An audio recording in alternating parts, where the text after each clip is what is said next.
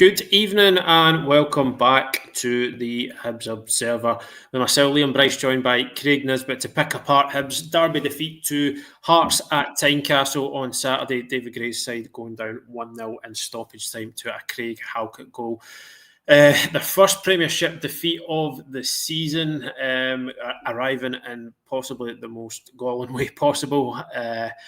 And overall, not a good game. Really not a good game. We've both had the misfortune of having to watch it back. Not much in the way of quality, entertainment value. And I mean, you could probably accept that if the result goes the right way. But unfortunately, absolutely nothing went Hibs' way on the day. So we're going to have a look back at that. Look at the game plan. Look at what Hibs were trying to do. Looking at where it went wrong.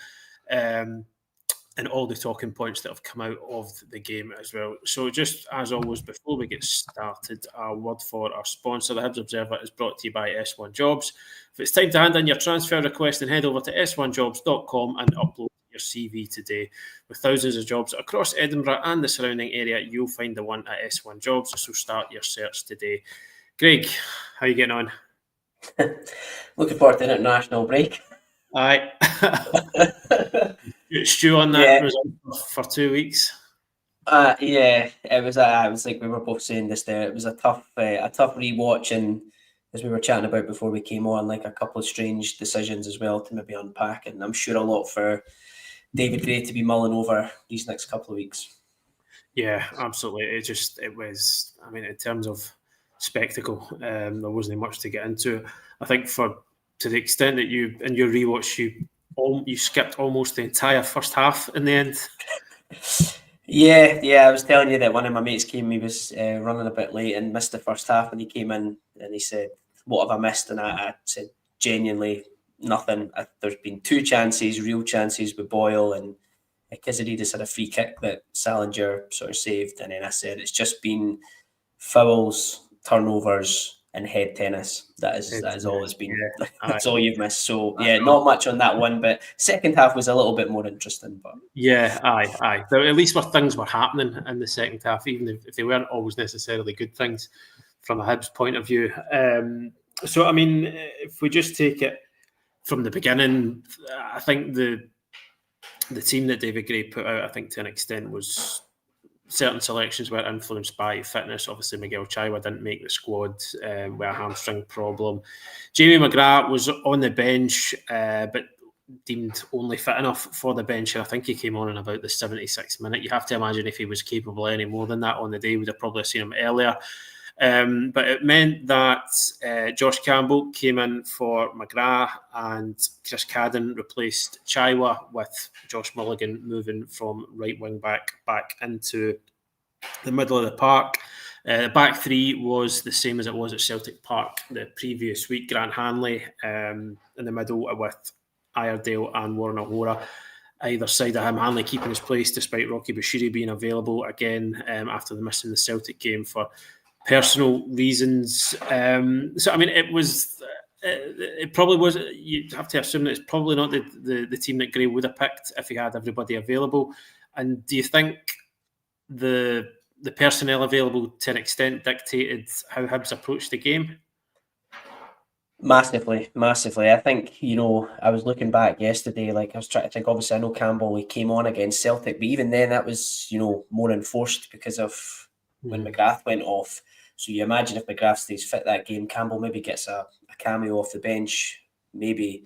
Then you go back to, I think, Legia Warsaw, where he had any real minutes. And again, that wasn't a particularly good half for him. That's when he got a book in and then I think got pulled off. So he hasn't played a lot, and I always sometimes feel for him a bit when he just seems to get thrown in sometimes to these like bigger games without much game time under his belt. And I think because of that, and then obviously Chris Cadden coming in on the right wing back side, we've been saying for sort of weeks on this that we wanted Mulligan out there for a bit of creativity and somebody that could contribute more in that final part of the pitch. So I think with that, he was, and obviously the performance at Celtic Park was good. So, he wanted to retain a lot of that team that went there. So keeping Obita at left wing back and things like that. And I know at the end of the last podcast, he said, will he roll the dice and drop Boyle and put Cleegee on? But, he was never going to do that. So the changes kind of made sense. And I think when I seen the lineup, I thought we're playing for a draw. I think that is we're going to play for a draw, or at least look to have our moment when we get in behind, or a set piece, and if we take our moment, we can hold on. And if we do get a goal, we've got some decent attacking options, maybe off the bench, like a couple that can maybe come on and influence things. But certainly, I think for going into the game and seeing the lineup, it kind of looked like we were just going there to put in like a defensive performance, and maybe try and get something on the counter or a set piece. Yeah, it was a kind of pragmatic performance in the end for the most part. I need to say that the conditions did influence the quality of what we saw, to be honest. I don't know, for folk obviously watching on the telly, it doesn't maybe come across as much, but certainly if you were there on Saturday in the stadium, sometimes it was like there was a few times where like you can see players think that they've judged the flight of the ball, and in an ordinary day they probably did judge the flight of the ball. Only, a gust of wind in either direction, and it's gone another way, or it's past you. It's balls going forward, it's holding up, or it's being accelerated in the other direction. It was really tough conditions to play football in, and these derbies have always got a sort of frantic aspect to them. To be honest, they're not always renowned for.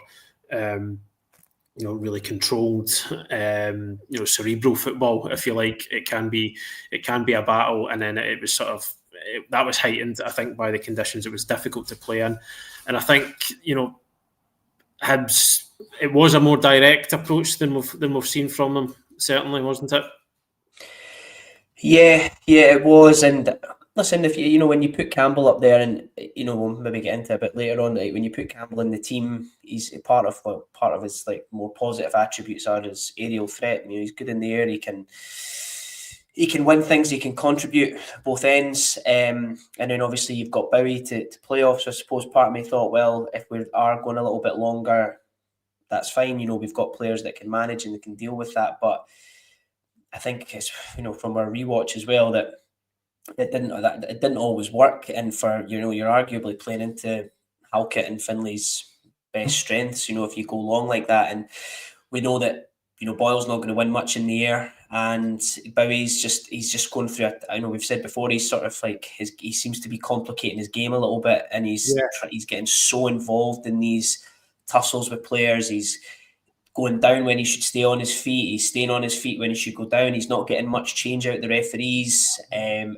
he's just kind of cutting like quite a frustrated figure. His hold-up play's dipped as well. He's taking too many touches and not moving things. So, if that's not something, and it's not something we really work on. We don't tend to go that long all the time. So it is a bit of a change. And although you could argue our best chance came from that, the rest of the time you could just see there was a big gap in the sort of final third of the pitch that we didn't exploit, didn't use, especially in the way Hearts set up and things like that as well. And I think that's probably the biggest frustration from it. It just seemed like a wee opportunity missed, especially in the second half when, Hearts' press sort of tailed off a little bit, as you would normally expect it to do in the second half. And we did have a tiny bit more of the ball, and we were playing out from the back a wee bit more comfortably, but then we were just hoofing it long. And part of the reason also you play three centre halves is so that the right and left centre back can step forward with the ball and look to play to link up. And I think if you're just going to do that and get them to smash it long,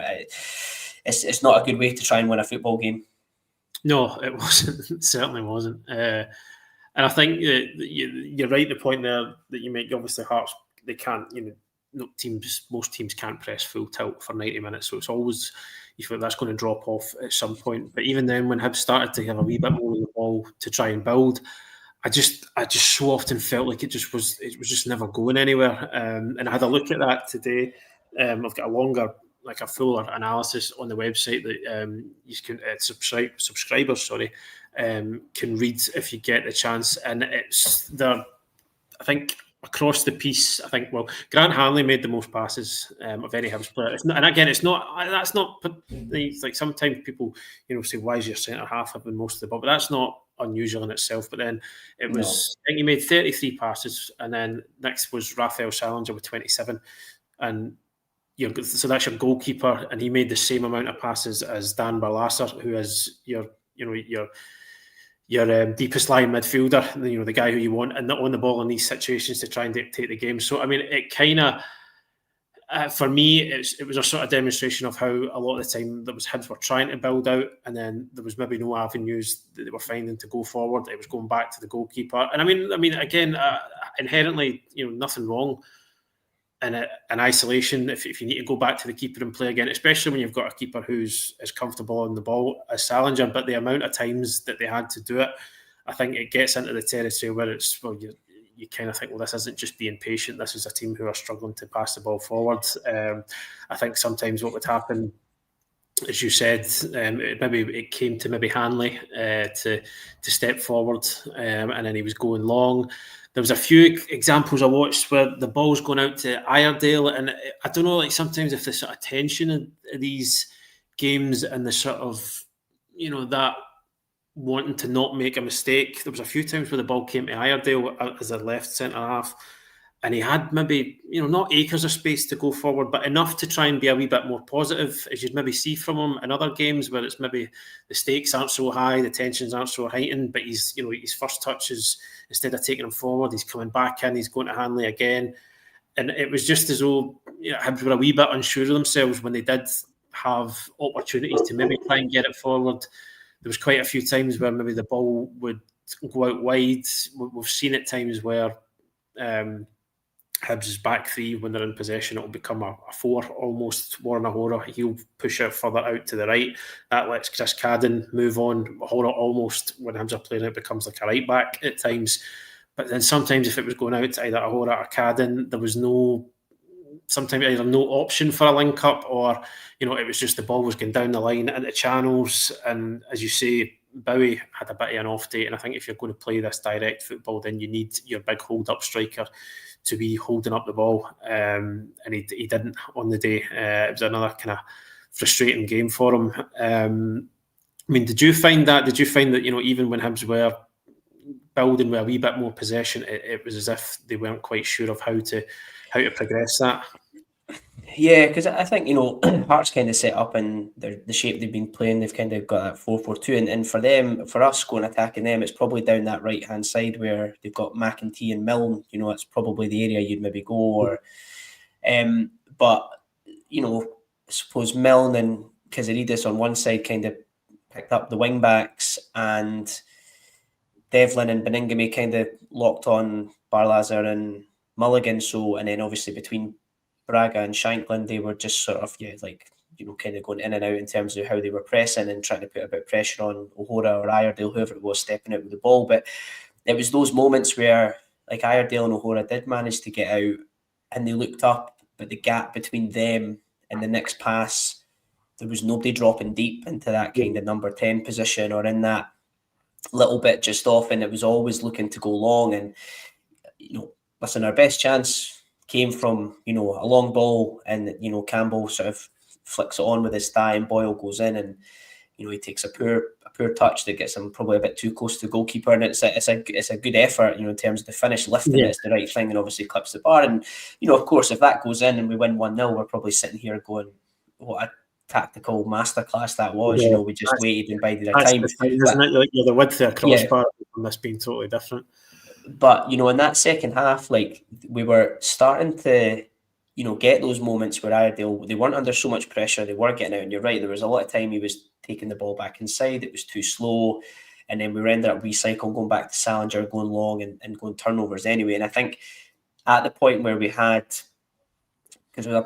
Boyle hit the bar, we had another chance, he had his offside, the one that was flagged, and then he had another chance. I think he probably would have been flagged for offside eventually when he ran through again. He took not a great touch and kind of had a hurried finish just near the Hearts goalkeeper. We had that little phase where that was our first few chances, and I think at that moment, that's where I think Gray, there's a point where I think, right, do you then say, right, okay, let's make subs here. Let's make subs to maybe go for the game. And I think you said in one of your pieces, like, Nicky Cadden he was sent out to warm up, or he was getting specific instructions, and then obviously never came on. And I wonder at that point if, when you're doing McGrath and you're putting him on and going, right, we might get a bit of creativity here for this last bit. I would have maybe had McGrath on maybe 5 6 minutes earlier, maybe Nicky Cadden on at the same time. and you go, right, now we're going to... And I think if you do that, the impact on Hearts going, right, they've got McGrath who's going to drift into those spaces. They've now got Nicky Cadden on who's more of a threat. That might have, changed what Hearts did. But because we made that one sub and then we didn't make... And, I know we put Clegy on at the end, but that's pointless and it's a waste. It's a waste of a sub because he's not going to do anything. He's not. You could argue at that point at 0-0, you keep Bowie on because he's bigger and you'll be able to handle set pieces, So that sub didn't make a whole lot of sense. And I think we had that moment, we didn't take it, and then Hearts obviously like 10 minutes after, maybe 8-9 minutes after McGrath came on, they did roll the dice and they did go for it with their more attacking options. And even though all the subs didn't make them win the game, that one did with his cross and his cutback and that attacking threat, and that maybe could have been us if we put Nicky Cadden on. He might have had that one moment where he whips a ball in and we get that goal. And I think that's maybe where Gray will maybe be kicking himself a little bit on that substitution and not making them, because in the past, like I look back at when Dwight Gale scored, and in the second half he put Kwon and Gale on were his subs. For I think for Ewan and maybe Levitt, I think in that game. So he can do that, and he does normally make, like, he is not afraid of making changes. But I thought it was a strange decision, and it kind of struck me maybe as a manager or coaching team going, like, we're not quite, stick or twist, and they chose to stick, and it just never worked out at the end. Yeah, because then if you make a good point there, because I mean this is all what ifs, but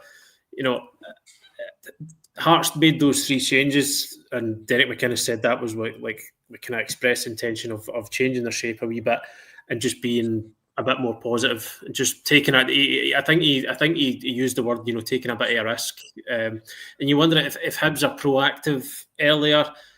As you say, if Cadden comes on, if they make attacking changes, does that then change the way that McInnes wants to? Does that change his thinking around subs? If Hibs have kind of made their move, rolled their dice before him, does that change his thinking at all? And I'm not. I mean, when I said about Cadden, I mean generally what happens is you've got a really good sort of vantage point at the dugout in the press box at Tynecastle, and you can see a lot of what's going on. Sometimes it's good you can even hear what's being said. But it certainly looked, because what seems to happen is the subs are sent out sort of staggered to do warm-ups probably at set times, so that you've not got every single sub out doing it all at the one time. And it certainly looked at one point as though Cadden had been out and he'd came back, and Gray specifically turned around and sort of pointed at him, and he kind of bounced up and went off to do his own thing. So it looked as though they at least considered putting him on. I'm not sure maybe exactly why he didn't in the end, but I think you're maybe right, because there was that point in the game where Boyle had his chance. He had the one ruled out for offside. He had the other one where he went through. I think the flag eventually went up for that one. And it's just, I know we're sitting here with 2020 hindsight, but that maybe the moment to take a wee bit of a gamble, to risk, because then if you do nothing, and I said I'm not do nothing, but McGrath did come on, but we were pushing towards the 80th minute at that point, and it's tough to get into a game with that. I think the game had turned then a little bit, and we started to fall away. And I think and it's always the same in games, the peaks and troughs where you have a bit and then the other team come in, and you would expect as the whole team they would start to push on and go into the, and that's where actually part of me, I was like, actually putting McGrath on really didn't make much sense either at that point. If you know that you were just going to sit back, like he himself coming on, maybe, and like you say, trying to get into a game at that point. Plus, if he's carrying a bit of an injury that you've deemed he's only good enough to sit on the bench and come on for 15 minutes in a derby, like even that, then I start to think, well, why put him on? Do you know, in those conditions and that kind of format, is it? You should have maybe just stuck it out and said, right, we're just going to sit and we're going to take the point and we're going to just, not put any subs on. And I don't know, part of me thought, but I think he was sort of caught between two minds and what to do. And definitely, I think the previous results and performances, and especially this, losing goals near half, in and around half time, and losing goals at the end of games, I think it's still floating around there, and I think it's definitely having an impact on those decisions that are being made or not being made. Yeah, exactly. And then you touched on it a bit there. Clegy only coming on with 2 minutes to go. It's Is it concerning you how little he's featuring? Because I know Gray has been, like, he's been really sort of, strong about, I'm not going to rush him into action before, he's ready. And I accept that it's certainly going to be a change from coming to a new country, new club, different intensity in training. He's got to learn the language. It's a lot to adjust to. But, he didn't, when that start he had against Livingston in the Cup, he didn't look like a player who was, who'd really struggled to settle at that point. He looked pretty comfortable in that game. He looked pretty dangerous. He scored. And then he's to only get 2 minutes plus stoppage time in the derby. He's your record signing. Is it? I think people are entitled to wonder, why is he not getting more of a look in? I think so, and like as well, like there's a Livingston game, but he also played against St Mirren. He started against St Mirren at Easter Road at the end of August, and he didn't score, but he was good in the air. He was a good aerial threat. He dropped to link the game. Like I actually thought he had, like he didn't blow everyone away, but he had a solid game, and I think having had a game away to Livingston on a difficult surf, like difficult pitch and conditions sometimes there. Home against St Mirren, where it's a lot more physical. Like he's certainly, those two games are not like he's not looked way out his depth. Yeah. He's looked all right. He's looked promising. He looks like there's things to build on. So then to sort of see him get, like, he obviously went away with the national side, and he's kind of only had, I think it's half an hour against Dundee United, 20 minutes against Rangers, half an hour against Falkirk, 20 minutes against Celtic. That's fine if you're saying Bowie and Boyle are knocking goals in for fun. They're not. And, Boyle's one goal was it wasn't even that great a penalty, against Falkirk. And Bowie, we know he's been a bit out of form, but we've said before, like, he probably has to play, just in terms of what we need up front. And it does worry me a lot that he's not getting these minutes. And I think if he had more consistent minutes and given opportunities when he had, it's these decisions coming back to bite David Gray, I think, where he's not giving him enough minutes. So then when you really kind of need him to go on, you're maybe going, oh, actually, he's not played in X amount of time, and he's not had these, is he ready, is he not? And maybe overthinking it. But I don't think any fan would have, I don't think they would have minded him coming on. As I said, like Boyle, there was definitely space in behind Hearts. Boyle showed that, but he's just getting caught offside all the time. And a lot of people, and I think Cleegee maybe could arc his runs, and he's got, I don't know, I feel like from the times we've seen him, he could maybe do that part of the game slightly better, and maybe take the weight off Bowie, trying to hold everything up. And if Campbell's going to push up and go massively long, then maybe Cleegee can drop into that number 10 role and try and link the game. Like, I just think now we're at a point where it's becoming weird that he's not getting those minutes, especially when we're, how considering the results and how we're playing. So, yeah, I would like to think that post, obviously, I don't know if he's away internationally or not, but injuries and stuff like that aside, he has to start at home against Livingston in that first game back. Like, I think he absolutely has to, because I think one of my friends actually made a good point. Gray's tinkered with pretty much every position on the pitch, and like Salinger and Smith and Rocky and Hanley and Iredale Obita, Nicky Cadden, Chris Cadden, Mulligan, Levitt, Barlaser, McGrath, Hoylett, Campbell's come in, Mulligan's come back in the middle, Chaiwa. So up front, it's always been Boyle, Bowie, really, and I think it's time for that to change, I think. Yeah, because I think, especially since, I think Gray has, the last few press conferences ago, or certainly the last time he spoke about Bowie, and I think this is when he was really kind of hitting, when he was kind of hitting a bit of form across the European games. He scored against Dundee, and he was talking about the need to sort of, I'm pretty sure, like, still to sort of be a wee bit careful with him because of the injuries that he's had and the sort of the workload that's been put on him. But then it's not really panned out that way. Obviously, Cleegee played against, he played in the cup game, played against St Mirren. But apart from that, it's Bowie's kind of being asked to, to kind of go to the well again and again. So it suggests that, to me, that there's something that's preventing him from putting Cleege on the pitch for longer, and it'll certainly be interesting to see who starts the first game back if Gray's at all tempted to sort of make a change. But what's your kind of general outlook at the moment? Because I don't think it's time to be. I don't think it's panic stations. I don't think Hibs are, walking into a crisis or anything at this point. Because that we sort of talked a wee bit before we came on about how the derby kind of exists in its own sort of world. Like, I don't expect Hibs to approach too many games like they did that one. It is kind of its own thing. But I mean, what's your sort of general outlook going forward at the moment? Yeah, I think we were saying, I can't imagine it at home to Livingston, like Campbell and Chris Cadden start. I don't think that's going to be the case, and I just think he's at the moment for Gray. He's got players that last season were in really, really good form, just kind of underperforming a little bit, and he's trying to bleed some new blood into the team, and it's having like mixed success. There's been a bit of stop-start with injuries, like Chaiwa and McGrath, like.